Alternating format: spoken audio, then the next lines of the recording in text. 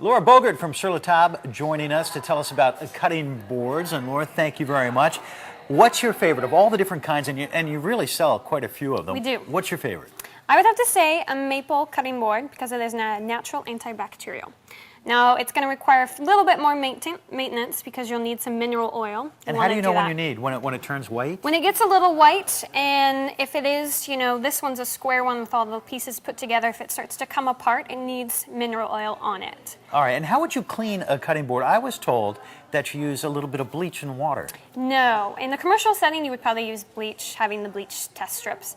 But here in your home, just soap and water, hot soap and water, and making sure you're maintaining it with mineral oil, because if this gets dry, that's when it's going to absorb some bad stuff. So we just want to maintain it, and then hot soap and water, and you're good to go. Okay, and before we get to these contraptions, let's talk about this one. It looks like particle board.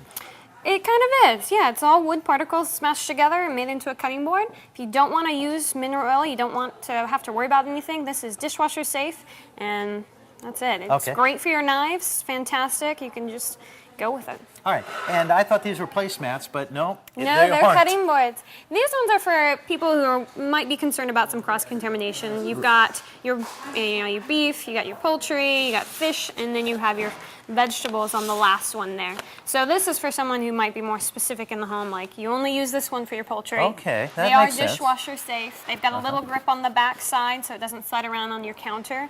And then, you've got it each for specifics. They make so much sense, and I have never even seen these. This is popular now. Bamboo is very popular. It is, it's eco-friendly because it's self-sustaining. The forests, they grow fast. You can chop them down, regrow them quite easily, and they're beautiful. Yeah. They will need a mineral oil as well.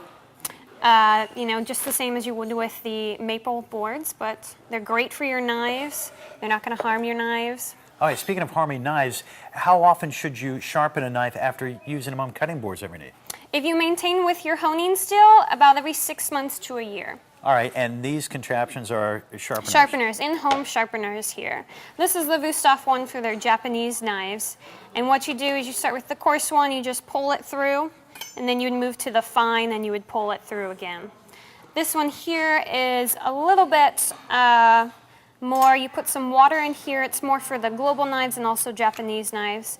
So you put a little water in there.